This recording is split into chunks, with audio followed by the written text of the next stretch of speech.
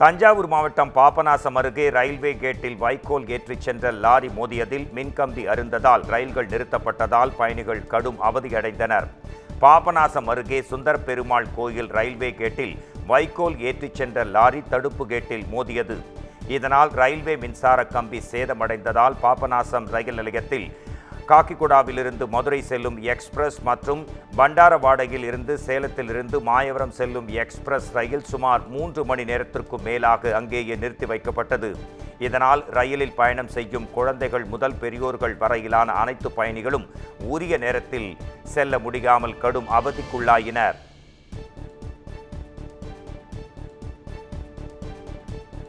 ஈரோடில் காளிங்கராயன் வாய்க்கால் மூலம் பாசன வசதி பெறும் விளை நிலங்களில் கிராமிய பாடல்களுடன் நெற்பயிர்களை நடவு செய்யும் பணிகளில் விவசாயிகள் உற்சாகத்துடன் ஈடுபட்டு வருகின்றனர்.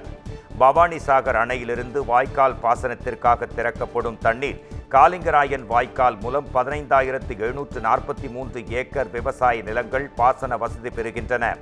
காளிங்கராயன் வாய்க்காலில் பாசனத்திற்காக கடந்த ஜூலை மாதம் 12ஆம் தேதி தண்ணீர் திறந்துவிடப்பட்டதை தொடர்ந்து தற்போது நெல் நடவு செய்யும் பணிகளை துவங்கியிருக்கும் விவசாயிகள் நடவு பணியின் போது களைப்பு தெரியாமல் இருப்பதற்காக தமிழர்களின் பாரம்பரிய கிராமிய பாடல்களை பாடியபடி நடவு செய்து வருகின்றனர்.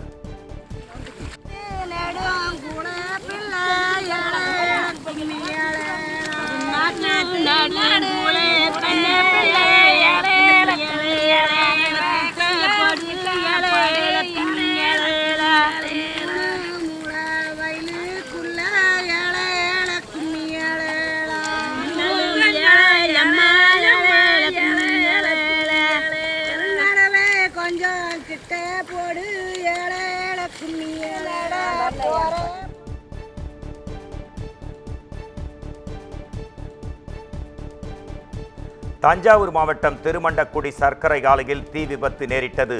கபிஸ்தலம் அருகே திருமண்டக்குடியில் உள்ள கரும்பு சர்க்கரை ஆலையின் பின்புறம் ஏற்பட்ட தீ விபத்தால் ஆலை முழுவதும் புகை மூட்டம் சூழ்ந்தது. இது குறித்து தகவல் அறிந்து செய்தி சேகரிப்பதற்காக சென்ற செய்தியாளர்களை ஆலையின் பாதுகாவலர்கள் தடுத்து நிறுத்தி உள்ளே செல்ல அனுமதி மறுத்தனர். தொடர்ந்து தீயணைப்பு துறையினர் விரைந்து வந்து தீயை அணைக்கும் பணியில் ஈடுபட்டனர். ஆலையில் கரும்பு சக்கை எரிந்ததாக கூறப்படும் நிலையில் சுமார் 1 மணி நேர போராட்டத்திற்கு பின் தீயை தீயணைப்பு துறையினர் அணைத்தனர்.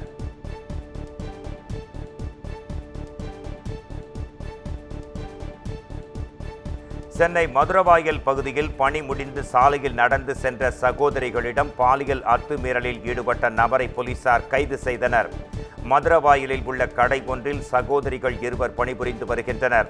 இந்நிலையில் கடந்த 18ஆம் தேதி இரவு இருவரும் பணி முடிந்து பல்லவ நகர் பிரதான சாலை வழியாக வீட்டிற்கு சென்று கொண்டிருந்தனர்.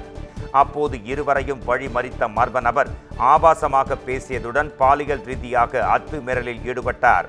இதனால் அச்சமடைந்த சகோதரிகள் இருவரும் கூச்சலிட்டதால் அக்கம் பக்கத்தினர் ஓடி வந்து அந்த நபரை மடக்கி பிடித்தனர். இதைத் தொடர்ந்து தகவல் அறிந்து அங்கு வந்த போலீசார் வன்கொடுமை உள்ளிட்ட பிரிவுகளின் கீழ் அந்த நபரை கைது செய்து சிறையில் அடைத்தனர்.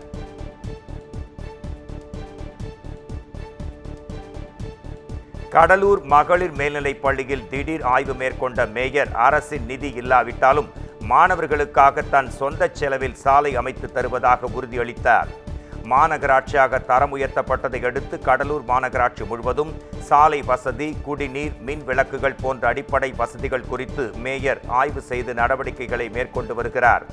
அதன்படி கடலூர் முதுநகர் பகுதியில் உள்ள அரசு பெண்கள் மேல்நிலைப் பள்ளிக்கு சென்று மேயர் சுந்தரி ராஜா ஆய்வு நடத்தினார்.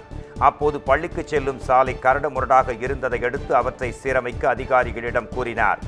அதில் பல சிக்கல்கள் உள்ளதாக அதிகாரிகள் தெரிவித்த நிலையில் மாணவர்களுக்காக சாலை அமைத்து தருவதாக உறுதியளித்து அங்கிருந்து சென்றார்.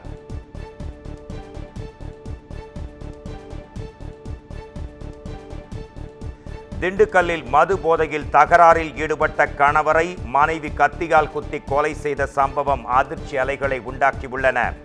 முருகபவனம் இந்திரா நகரைச் சேர்ந்த கண்ணன் மோகனா தேவி தம்பதிக்கு 2 குழந்தைகள் இருக்கின்றனர்.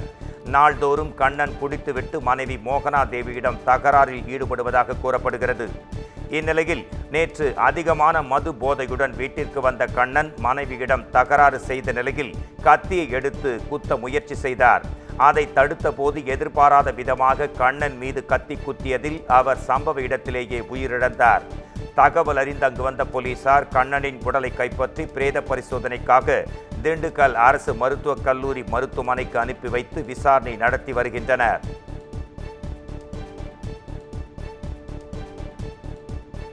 சிவகங்கை அருகே கண்மாயில் கொட்டப்படும் கோழி இறைச்சி கழிவுகளின் துர்நாற்றத்தால் பொதுமக்கள் ஊரை விட்டு வெளியேறும் நிலைக்கு தள்ளப்பட்டிருக்கின்றனர். மாத்தூர் ஊராட்சிக்குட்பட்ட நாட்டாக்குடி கிராமத்தில் வழியே செல்லும் சாலையில் உள்ள கால்வாயில் 500க்கும் மேற்பட்ட இறந்த கோழிகளை கொட்டிச் சென்றதால் ஊரே துர்நாற்றம் வீசுகிறது. இதன் காரணமாக உணவருந்த முடியாமலும் தூக்கமின்றியும் அப்பகுதியினர் தவித்து வருகின்றனர். இதனால் ஊரிலிருந்து பல குடும்பங்கள் கிராமத்தை விட்டு வெளியேறி உறவினர் வீடுகளில் தஞ்சம் புகுந்திருக்கின்றனர். மாவட்ட நிர்வாகம் இதுகுறித்து உடனடியாக நடவடிக்கை எடுக்க வேண்டும் என்றும் கோழி கழிவுகளை கொட்டியவர்கள் மீது உரிய நடவடிக்கை மேற்கொள்ள வேண்டும் என்றும் கிராம மக்கள் கோரிக்கை விடுக்கின்றனர். சார், நாங்கள் கம்மாயை நம்பி தான் இருக்கோம், இந்த ஊரை நம்பி தான் இருக்கோம். நாங்கள் 10 வருஷம் ஆச்சு விவசாயம் பண்ணி, வேலிக்கருவை முளைச்சி போச்சு. அங்கிட்டு இங்கிட்டு இந்த ஊரை நம்பி ஒரு பிள்ளையும் பொழப்பு இல்லை. இந்த ஊரை நம்பி நாங்கள் இருக்க முடியலை. பிள்ளையெல்லாம் ஓடி போயிடுச்சு. ஒன்று இந்த ஒரு ஊரை பார்த்துட்டு பொண்ணு ஊட்டி யாரும் கொடுக்க மாட்டேங்கிறாங்க. ஏன்னா இது எங்களுக்கு நடவடிக்கை எடுத்து இந்த கம்மாயில் குப்பையை கொட்டவும், துணியை கொட்டவும், இது கோழியை கொண்டாந்து கொட்டவும், நாயை அடித்து கொண்டாந்து போடவும், இந்த ஊரில் ரொம்ப ரோடு மேலே இருக்கவும் ரொம்ப அநியாயம் பண்ணுறாங்க. இங்கிட்டு உள்ளவங்க கொட்டி கொட்டி போடுறாங்க. எங்களால் இருக்க முடியல. எங்களுக்கு சீக்கு சிறங்கு அதனால வருது. அந்த தண்ணியை நாங்கள் குடிக்க முடியல. எங்களுக்கு ஆற்றை நம்பி தான் நாங்கள் பொழப்பட்டுக்கிட்டு இருக்கோம். ஆடு மாட்டுக்கு இந்த தண்ணியை தான் ஊற்றுறோம். இந்த குடிக்கிறதும் இந்த தண்ணி தான், குளிக்கிறதும் இந்த தண்ணி தான், பாத்திரம் மண்டம் கழுவுறதும் இந்த தண்ணி தான். நாங்கள் என்ன செய்ய முடியும்? எங்களுக்கு நல்லபடியாக அதை பார்த்து நடவடிக்கை.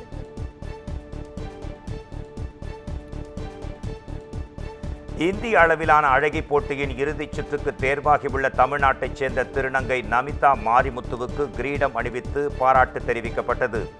மிஸ் யூனிவர்ஸ் அமைப்பு சார்பில் செப்டம்பர் மாதத்தில் நடைபெறவுள்ள மிஸ் யூனிவர்ஸ் இந்தியா 2024 இறுதிச் சுற்றில் பெண்களுடன் இணைந்து தென்னிந்தியாவிலிருந்து ஒரே ஒரு திருநங்கையாக போட்டியிட உள்ள தமிழ்நாட்டைச் சேர்ந்த திருநங்கை மாடலும் நடிகையுமான நமிதா மாரிமுத்து தேர்வாகியுள்ளார். இதனையொட்டி மீனம்பாக்கம் பகுதியில் உள்ள தனியார் நட்சத்திர விடுதியில் நமிதா மாரிமுத்துவுக்கு பாராட்டு தெரிவித்து கிரீடம் அணிவிக்கும் நிகழ்ச்சி நடைபெற்றது. அப்போது பேசிய நமிதா மாரிமுத்து, சினிமாவில் திருநங்கை கதாபாத்திரங்களுக்கு ஆண்கள் பெண் வேடமிட்டு நடிக்காமல் திருநங்கைகளையே நடிக்க வைக்கும் சூழல் வரவேண்டும் என்று தெரிவித்தார்.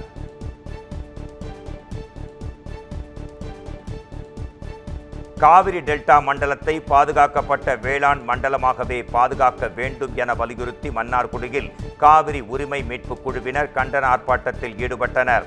காவிரி டெல்டா வேளாண் நிலங்களை அழித்து அதை தொழில் மண்டலமாக்கும் முயற்சியை திமுக அரசு கைவிட வேண்டும், திருச்சி நாகை தொழில் பெரும் தடம் திட்டத்தை கைவிட வேண்டும் என்பன உள்ளிட்ட பல்வேறு கோரிக்கைகளை வலியுறுத்தி மன்னார்குடியில் கண்டன ஆர்ப்பாட்டம் நடத்தப்பட்டது. பெரியார் சிலை முன்பு நடைபெற்ற இந்த ஆர்ப்பாட்டத்தில் காவிரி உரிமை மீட்பு குழு ஒருங்கிணைப்பாளர் பே. மணியரசன் தலைமையில் 100க்கும் மேற்பட்டோர் கலந்து கொண்டு மத்திய மாநில அரசுகளை கண்டித்து கண்டன முழக்கங்கள் எழுப்பினர். காட்பாடி அருகே இருசக்கர வாகன திருட்டில் ஈடுபட்டு வந்த சிறுவர்களிடம் இருந்து 5 லட்சம் ரூபாய் மதிப்பிலான வாகனங்கள் பறிமுதல் செய்யப்பட்டுள்ளன. வேலூர் மாவட்டம் காட்பாடி மற்றும் அதன் சுற்றுவட்டார பகுதிகளில் இருசக்கர வாகனங்கள் தொடர்ந்து திருடப்பட்டு வருவதாக புகார்கள் எழுந்தன. இந்நிலையில் சித்தூர் பேருந்து நிலையத்தில் 2 இருசக்கர வாகனங்களில் வந்த 4 சிறுவர்களை பிடித்து போலீசார் விசாரணை நடத்தினர். முன்னுக்கு பின் முரணாக பதிலளித்த அவர்கள் இறுதியில் இருசக்கர வாகன திருட்டில் ஈடுபட்டதை ஒப்புக்கொண்டனர். அவர்கள் அளித்த தகவலின் பேரில் ஆம்பூர் வடபுதுப்பட்டு பகுதியில் பதுக்கி வைக்கப்பட்டிருந்த 5 லட்சம் ரூபாய் மதிப்புள்ள 10 வாகனங்களை போலீசார் பறிமுதல் செய்தனர். சென்னையை அடுத்த குன்றத்தூரில் காரில் எடுத்து வரப்பட்ட பிரவுன் சுகர் மற்றும் 5 கிலோ கஞ்சா ஆகியவை பறிமுதல் செய்ய போலீசார் 2 கைது செய்து விசாரணை நடத்தி வருகின்றனர்.